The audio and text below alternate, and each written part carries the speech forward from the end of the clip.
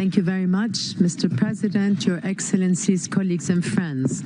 Pursuant to its Resolution 51/1 of October 2022, the Council has been presented with the written update of the High Commissioner on the situation of human rights in Sri Lanka.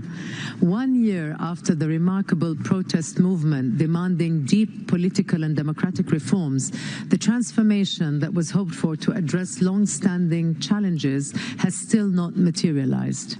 The country continues to deal with the aftermath of the deep economic crisis of 2022 and the current stresses in the global economy. Delays in holding local government elections and in reconstituting provincial councils under the 13th Amendment have limited people's right to political participation and the free expression of voters. While the economic crisis has significantly affected the enjoyment of rights of large segments of the population in Sri Lanka, it has impacted the poor and the marginalized communities the most. As the country's poverty rate has doubled from 13% in 2021 to 25% last year, in 2022, another 2.5 million people have been driven into poverty, and an estimated 37% of households face acute food insecurity. As the government implements its economic recovery policies, it should be guided by its obligations under the International Covenant on Economic, Social and Cultural Rights to protect the most vulnerable. The international community, including international financial institutions, should keep supporting Sri Lanka in its recovery in line with obligations around international cooperation and assistance by providing the fiscal space needed while pressing for genuine progress in governance, transparency and accountability. The economic hardship, the tensions around economic and structural reform policies, and the delay of local elections continue to give rise to protests. Land acquisition in the north and east for expansion of military installations, Buddhist heritage conservation at Hindu or Muslim sites, and forestry protection have also escalated tensions. Our office continues to receive cases of misuse of tear gas and water cannons during demonstrations, affecting protesters and media personnel. Initiatives by victims to memorialize their loved ones have also been obstructed. These measures restricting the right to protest will only generate more tension in the country as they prevent people from expressing their grievances and engaging in critical debate. It is imperative that the government ensures an environment that respects free expression, peaceful assembly, and democratic space as the basis for reconciliation and social cohesion. The report provides an analysis of concerns with some forthcoming legislation, in particular the proposed anti-terrorism bill that will replace the Prevention of Terrorism Act and a new law to regulate media broadcasting. It urges a moratorium on the use of the PTA in the meantime and for the review of long-standing PTA cases to be expedited. 14 years since the war ended, tens of thousands of victims and their families continue to suffer in agony and grief as they await truth, justice, and remedy.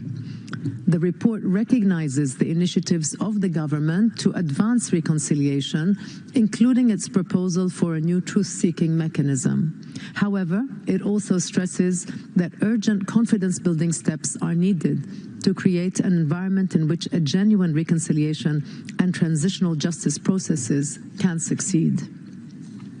These include meaningful and transparent consultations with victims and civil society on the current truth-seeking proposal, and an end to all forms of harassment and unlawful and arbitrary surveillance against human rights defenders and victims groups, as well as support for initiatives to acknowledge and memorialize the experience of victims.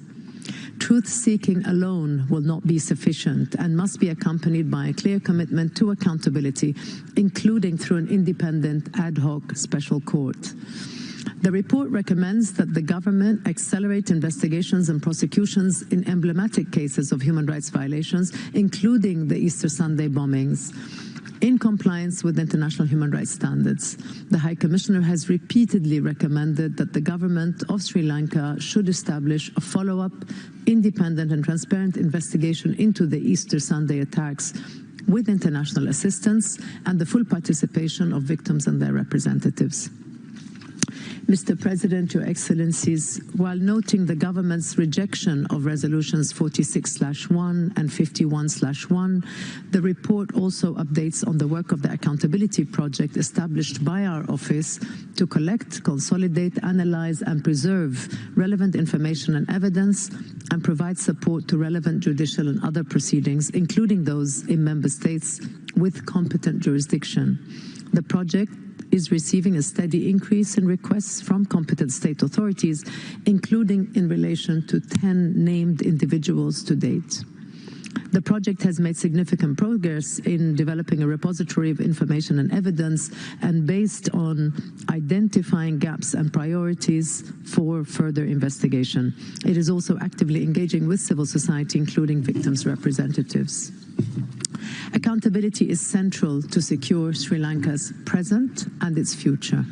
While it remains the obligation of the Sri Lankan authorities to acknowledge past violations and undertake credible accountability measures, this Council and the Member States can play an important and complementary role in advancing accountability. My office remains committed to supporting the government and the people of Sri Lanka in advancing reconciliation and accountability, as well as the full enjoyment of human rights. Thank you, Mr. President. Thank you, Madam Deputy High Commissioner. Now we will hear from the delegation of country concerned. So let me give the floor to the representative of Sri Lanka. You have 5 minutes. Thank you, Mr. President. At the outset, let me reiterate that the government of Sri Lanka has consistently rejected resolutions 46/1 and 51/1 that led to the setting up of the so-called Accountability Project. We also reject the written update, its conclusions and recommendations. We recall that the majority of member states either opposed or abstained from voting on these resolutions in fundamental disagreement with their unacceptable content, in particular the so-called evidence-gathering mechanism, the establishment of which is unprecedented. We reiterate that it goes beyond the mandate that member states conferred on the Council by UNHRC Resolution 60/251. Mr. President, these resolutions are intrusive and polarizing and upheld only by a handful of countries for reasons unrelated to human rights and based on their vote bank domestic politics. Many countries have raised serious concerns on the budgetary implications of this resolution, given its dubious mandate. Sri Lanka has repeatedly pointed out that this is an unproductive and unhelpful drain on the resources of the Council and its members. Therefore, Sri Lanka will not cooperate with it. However, as an active participant of the multilateral framework and in keeping with our close engagement with the international community and the Council in other areas of its work, Sri Lanka will continue to engage constructively with other mechanisms of the Council that have been productive and beneficial to our people, such as the UPR process. The content of the written update does not reflect the actual situation in Sri Lanka. The economic, social and financial stabilization Sri Lanka has achieved in the past year has been appreciated and acknowledged domestically and externally. Those who are mandated and have the expertise to deal with economic and financial reforms remain confident in the country's prospects. It is also regrettable that the UNHRC has chosen to ignore the democratic resilience of the country and its institutions demonstrated in the past year. Sri Lanka is deeply concerned at the ever-increasing mandate of the UNHRC in making sweeping and intrusive comments on all aspects of economic, financial, electoral, political, domestic, budgetary and development policies. We strongly object to pronouncements on policy matters that are essentially domestic for any sovereign country and outside the framework of this Council. In its simplistic analysis, the UNHRC also refers to challenges Sri Lanka is facing in the food, health and nutrition and education sectors as if it is an isolated phenomenon affecting Sri Lanka alone.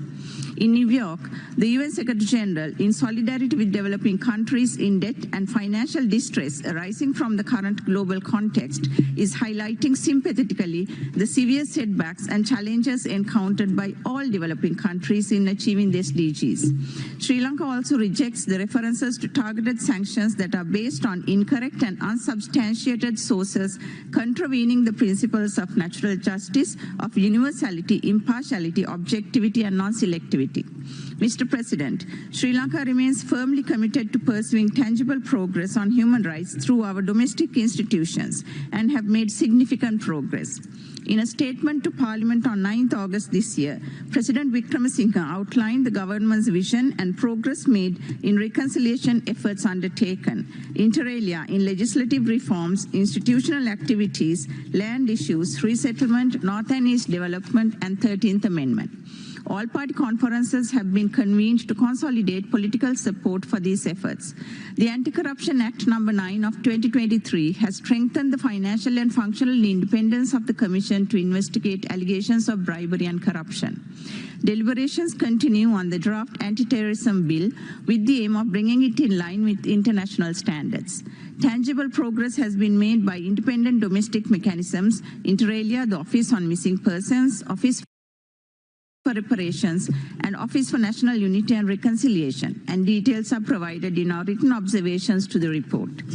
The Interim Secretariat for the Truth and Reconciliation Mechanism is established. The proposed mechanism has been identified as a meaningful way to secure the peace achieved after 3 decades of brutal conflict. Consultations are ongoing, including with civil society, on the proposed mechanism. The Office for Overseas Sri Lankan Affairs functions as a central point to engage with overseas Sri Lankans, promoting reconciliation through dialogue and understanding. Mr. President, we have provided our observations in detail to this written update to counter grave distortions in the document and its misrepresentation of the ground situation in Sri Lanka. We request that our response be given equal visibility as OHCHR report. Notwithstanding our position on the HRC resolution, as a responsible member of the international community, Sri Lanka will continue to engage constructively with the UN in keeping with domestic priorities and policies, as well as the international obligations voluntarily undertaken.